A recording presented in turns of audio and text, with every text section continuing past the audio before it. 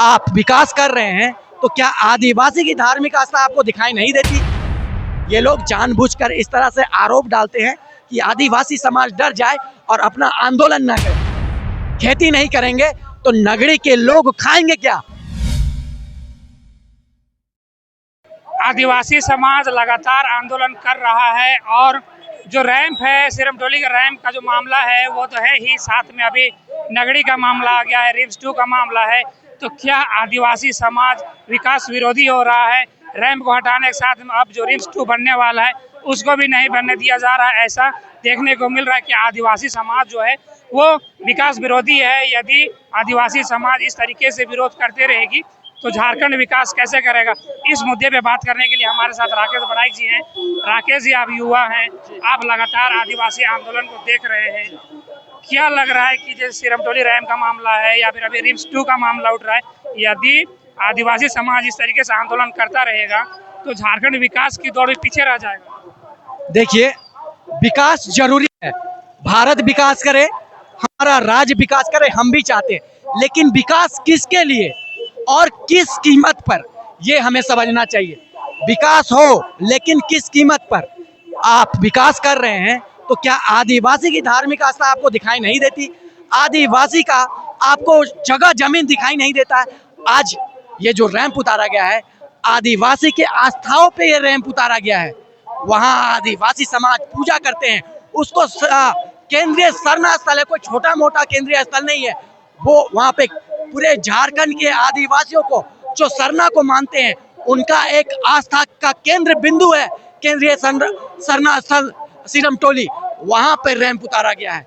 आप देखिए, हमारे हिंदू समाज के लोग यदि मस्जिद में भी छोटा सा अगर शिवलिंग के आकार का कुछ दिखाई दे तो मस्जिद तोड़वाने का हिम्मत रखते हैं हमारे हिंदू समुदाय के लोग। तो जो हमारा सिरमटोली रैंप अपना है, हमारा धार्मिक आस्था का केंद्र है, वहां पर रैंप उतारा गया है। उस रैंप को हम हटवाने का हमारे में कुव्वत नहीं है, हमारे आदिवासियों में है और हम उसे हटवा करेंगे। और आपने बोला रिम्स 2 की बात, वहां पे वो जो जमीन का अतिक्रमण किया गया है वो बिल्कुल गैर संवैधानिक है। हमारा क्षेत्र जो है वो 5वीं अनुसूची में आता है और 5वीं अनुसूची में नियम है कि सरकार ग्राम सभा रखे, ग्राम के लोगों से समर्थन ले और उनसे सुझाव ले, और यदि ग्राम के लोग विचार करके कहते हैं कि यहाँ बनाया जाए तब उनका जमीन को अधिग्रहण करना चाहिए। लेकिन गांव के लोगों को मंजूर नहीं है कि वहाँ रिम्स 2 बने, फिर क्यों सरकार वहाँ बनाने जा रही है? यदि रिम्स 2 वहाँ बनता है तो झारखंड के लोगों को और नगरी के लोग, उनका भी तो इलाज होगा। जी बिल्कुल, लेकिन एक बात बताइए, वो कृषि भूमि है। अगर नगरी का जो कृषि भूमि में अगर वे धान खेती नहीं करेंगे तो नगरी के लोग खाएंगे क्या? पहले खाएंगे तब तो वो स्वस्थ रहेंगे। आप तो उनको अनाज से ही वंचित कर रहे हैं। जो संविधान हमें भोजन का अधिकार देती है, उस अधिकार का आप हनन कर रहे हैं। आज सरकार आदिवासियों से उनका जमीन, कृषि योग्य भूमि अगर छीन लेती है तो क्या वे कहाँ कृषि करेंगे, कहाँ धान, कहाँ गेहूं का उपज करेंगे और अपने परिवार का भरण पोषण करेंगे? वे कृषि योग्य भूमि को लूटने का कोशिश कर रहे हैं।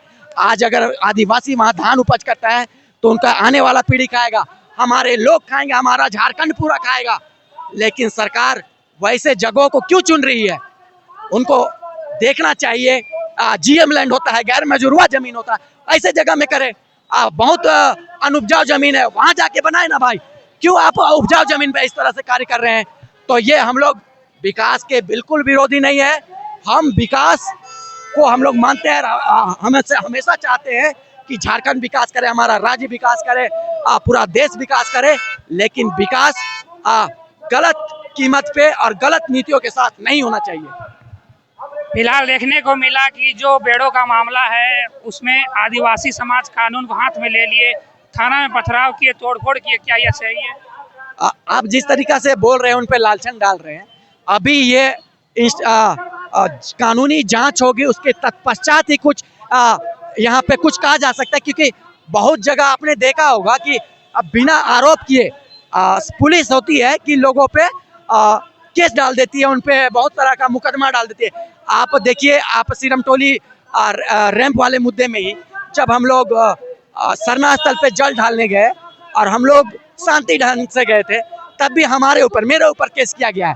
और एक बार जो जिन्होंने हम लोग हमारे ऊपर कंप्लेन किया है, आप एक भी सीसी फुटेज आप ला के देख दीजिए, दिखा दीजिए कि राकेश बड़ाई किसी चीज को तोड़ फोड़ किया है या फिर कुछ किया है, कोई भी पुलिस कर्मचारी के साथ बदसलूकी किया है, तब बोलिएगा। लेकिन ये लोग जानबूझकर इस तरह से आरोप डालते हैं कि आदिवासी समाज डर जाए और अपना आंदोलन ना करे। यह हमारे आदिवासी समाज को कोई की एकता को तोड़ने के लिए इस तरह से किया जा रहा है, हमें डराया जा रहा है। लेकिन हमें डरना नहीं है, ये जांच का विषय, पहले जांच कंप्लीट हो, उसके बाद ही इस पे हम कुछ कह सकते हैं।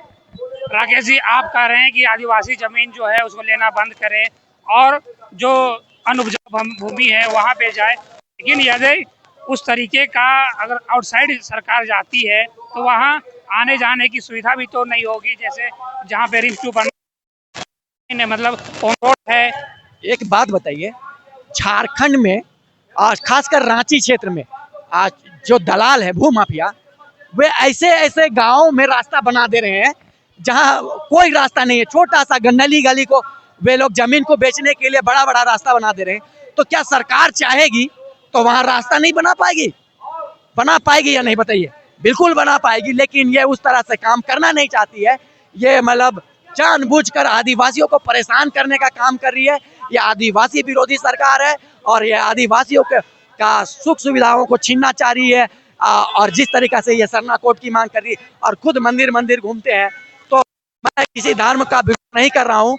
लेकिन आप एक तरफ आप बोलते हैं, इन्हीं का भाषण था, यही कह रहे थे कि हम आदिवासी हिंदू नहीं है बोल के इन्होंने एक प्रेस कॉन्फ्रेंस में कहा था। उनका इंटरव्यू था, वे कहते थे कि हमारी संस्कृति, हमारी सभ्यता, हमारे पूजा करने का ढंग, हमारा सब चीज हिंदुओं से अलग है।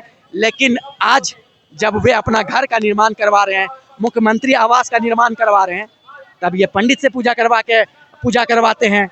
तो ये खुद ही जो कहते हैं, जो मुख्यमंत्री जो कह रहे हैं उस पे ये खुद ही अटल नहीं है। ये आज मंदिर मंदिर घूम रहे हैं, ये सरना स्थल क्यों नहीं जा रहे हैं? लेकिन हेमंत सोरेन जी आदिवासी छात्रावास का उद्घाटन भी तो जो शिला अधिक कर रहे हैं उसका, उसमें भी तो पूजा करवा रहे हैं। वो बाद में किए, जब उनका विरोध हुआ, जब सबसे पहले वे मुख्यमंत्री आवास का उद्घाटन किए थे और वहां उन्होंने पंडित जी को बुलाया था। यहाँ झारखंड में इतने आदिवासी पहन है, क्या उनको वो बुला नहीं सकते थे? वो तो खुद कहते हैं ना जी कि हम आदिवासी हिंदुओं से अलग है। तो जब वे खुद पूजा पाठ कर रहे हैं तो क्या वे पहान को क्यों नहीं बुलाए? जब उनसे सवाल किया गया तब अंतिम में, तब जब उनका विरोध हुआ, तब जाके ये छात्रावास का जब उद्घाटन होने वाला था, शिलान्यास होने वाला था, तब वहाँ ये पहान को बुलाए थे, वरना इनका बुलाने का कोई मकसद नहीं था। जैसे आप बता रहे हैं कि सरकार आदिवासियों की जमीन के लेके आदिवासियों के विरोध में काम कर रही है, लेकिन सरकार आदिवासियों के हित में भी तो काम कर रही है ना? जी बिल्कुल, कुछ ना कुछ काम, बहुत सारे काम है सरकार ने काम किया है, तो हम सरकार के विरोध में है। हम उनसे मतभेद है, सरकार से हमारा मतभेद है, लेकिन सरकार से हमारा मनभेद नहीं है। क्योंकि जिस तरीका से उन्होंने वकील समुदाय के लिए जो कार्य किया है, उनको जो उनके स्वास्थ्य बीमा के लिए जो योजना लाया है, ये बिल्कुल अच्छा है। बहुत सी योजनाएं, बहुत ही सरकार अच्छा कार्य कर रही है और अच्छा कार्य कर रही है, इसके लिए उन्हें बधाई हो। लेकिन ये जिस तरीका से ये आदिवासियों के लिए जिस तरह से ये कार्य कर रही है, इसको देख के हमें लगता है कहीं ना कहीं ये आदिवासियों के लिए अच्छे ढंग से कार्य नहीं कर पा रही है। इनको आदिवासी समुदाय के लोगों से इनको बैठना होगा, आदिवासी समुदाय के लोगों से बैठ के बात करना होगा, उनके समस्याओं को सुनना होगा और उनका दुख दर्द का निराकरण करना होगा। आदिवासियों की जो जमीन की बात है, आदिवासियों की जमीन तो पहले भी ली गई थी, क्या पहले आदिवासी समाज सोया हुआ था? आदिवासी समाज सोया हुआ नहीं था। देखिए, हमारे आदिवासी समाज के लोग थोड़े भोले भाले होते हैं, तो लोग थोड़ा देर से जागते हैं। तो देर से जागा इसका मतलब नहीं कि आदिवासी समाज सोया हुआ था। जब जागो तब सवेरा, किसी महापुरुष ने कहा।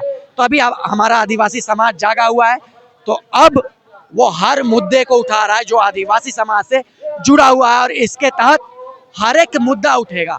शराब नीति का भी विरोध होगा, स्थानीय नीति की भी बात होगी, नियोजन नीति की बात होगी, और हर एक आदिवासी मुद्दा, झारखंड के मुद्दा को हम लोग उठाएंगे और प्रखर रूप से, मुखर रूप से हम सरकार के सामने, जनता के सामने रखेंगे।